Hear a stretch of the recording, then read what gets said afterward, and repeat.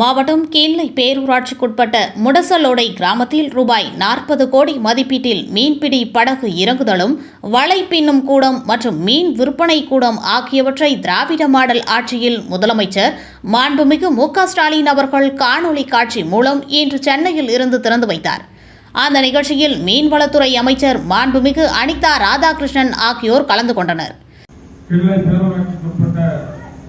முடசலோடை கிராமத்தில் இன்றைக்கு சுமார் 40 கோடி மதிப்பிலான இந்த திட்டத்தை திராவிட மாடல் முதலமைச்சர் மாண்புமிகு மு.க.ஸ்டாலின் அவர்கள் இன்றைக்கு காணொலி காட்சி மூலமாக சென்னையிலே திறந்து வைக்கின்ற இந்த நிகழ்வை இன்றைக்கு நாம் நம்முடைய இடத்திலே அதன் விழாவை கொண்டாடி கொண்டிருக்கின்ற இந்த நேரத்தில் இந்த நிகழ்ச்சிக்கு ஏற்பாடு செய்து திறம்பட தங்களுடைய உழைப்பையும் அர்ப்பணிப்பையும் கொடுத்திருக்கின்ற கிராம தலைவர் உள்ளிட்ட கிராம நிர்வாகிகளுக்கும், விசைப்படகு சங்கத்தினுடைய தலைவர் மற்றும் நிர்வாகிகளுக்கும்,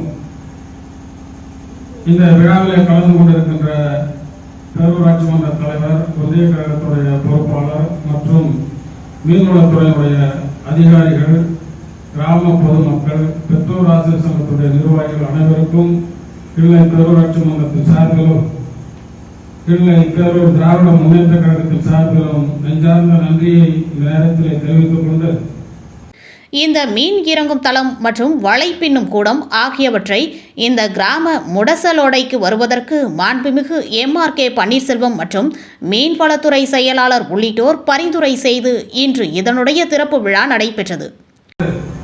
2016 சட்டமன்ற தேர்தலில் திமுக தேர்தல் அறிக்கை தயாரிக்கும் குழு சிதம்பரம் கீழ வீதியில வந்து TR பால் அவர்களும் அன்பிற்குரிய கனிமொழி அவர்களும் கலந்து கொண்ட குறைகளை கேட்கும் போது முதன்முதலாக நான் தான் இந்த முடசலோடைக்கும் சின்னவாய்க்காலுக்கும் முகத்வாரத்தை தூர்வார வேண்டும் என்று கோரிக்கை எழுதி கொடுத்து 2016 தேர்தல் அறிக்கையிலே திமுகவுடைய தேர்தல் அறிக்கையிலே அது வெளியிடப்பட்டது.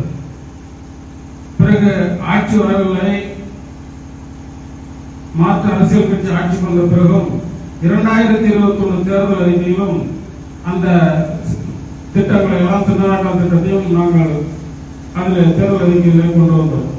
2016 தேர்தலுக்கு வரும்போது 2021 தேர்தல் வரும்போது சிதம்பரம் சட்டமன்ற தொகுதிக்கு அவர்களுடைய பேசுவதற்கான இடம் குறிப்பிடப்படவில்லை, வாய்ப்பு இல்லை. கோடாரி வழியாக சேத்தியாத்தோப்பு கீழப்பாளையம் வழியாக போவதாக ஒரு உத்தேசம் இருந்தது.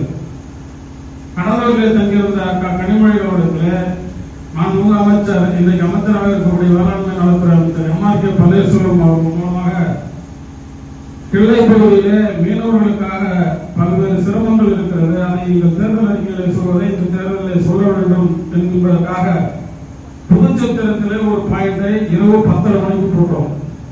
தேர்தல் பணி அந்த அலுவலகத்தில் அமைச்சர் அவர்களுடன் தொலைபேசியில் தொடர்பு கொண்டு தேர்தல் அதிகாரிகளுக்கு அந்த அனுமதியை இரவு 10:30 மணிக்கு வாங்கி அடுத்த நாள் காலையில் 9:30 மணிக்கு புதுச்சத்திரத்தில் ஒரு பாயிண்ட் போட்டு அங்க இந்த கிள்ளை பகுதியுடைய மீனவர்களுக்கான பிரச்சனைகளை திமுக ஆட்சிக்கு வந்தால் செய்து கொடுப்போம் என்று கனிமொழி வாயிலாக அறிவித்தார்கள். இந்த பகுதியில் இருக்கக்கூடிய மீனவர்களுக்கு தெரியும்.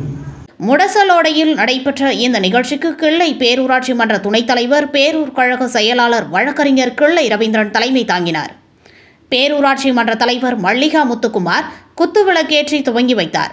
நிகழ்ச்சியில் மீன்வளத்துறை அதிகாரிகள், முடசலோடையின் உரிமையாளர்கள், சங்க நிர்வாகிகள் மற்றும் முடசலோடை கிராம முக்கியஸ்தர்கள் கலந்து கொண்டனர். செய்வதை சொல்லுகின்ற அரசு, சொல்வதை செய்கின்ற அரசு திராவிட மாடல் அரசு. இன்றைக்கு கடற்கரையோரம் உள்ள மீனவர்களுக்கு பல்வேறு தூண்டில் வளைவு திட்டமாக இருந்தாலும், முகத்துவாரத்தை ஆழப்படுத்தக்கூடிய திட்டமாக இருந்தாலும், அல்லது அவர்களுக்கான அந்த தடை காலத்தில் இருக்கக்கூடிய பணத்தை உயர்த்தி கொடுப்பதாக இருந்தாலும், மீனவ மக்களுக்காக என்றைக்கும் துணை நிற்கக்கூடிய அரசு திராவிட முன்னேற்ற கழக அரசு என்பதை நான் அழுத்தம் திருத்தமாக இந்த முடசலோடை கிராமத்திலே பதிவு செய்ய கடமைப்பட்டிருக்கிறேன்.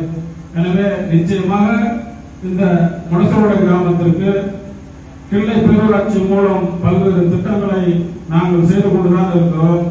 தற்போது கூட முரசோலையில குணத்திலிருந்து முரசோலைக்கு வரக்கூடிய சாலை, பஸ் போக்குவரத்து இருக்கக்கூடிய சாலை நியாயமாக பார்த்தால் அது நெடுஞ்சாலைத்துறை சாலையாக தான் இருக்க வேண்டும். ஆனால் பேரூராட்சியின் சாலையாக இருக்கின்ற காரணத்தினாலே இப்போது அதற்கு கூட சிரமப்பட்டு நிதியை பெற்று அனுமதி கிடைத்து விட்டது. டிஎஸ் நிலையில இருக்கு. அந்த பிறகு உடனே டெண்டர் விட்டு அந்த சாலையும் முடசோலையில் இருந்து எம்ஜிஆர் சாலையும் இன்னும் ஒரு 2-3 மாதத்திலே போடக்கூடிய நிலையில இருக்கிறது என்பதை இந்த நேரத்தில் நான் மகிழ்வோடு தெரிவித்துக் கொள்கிறேன்.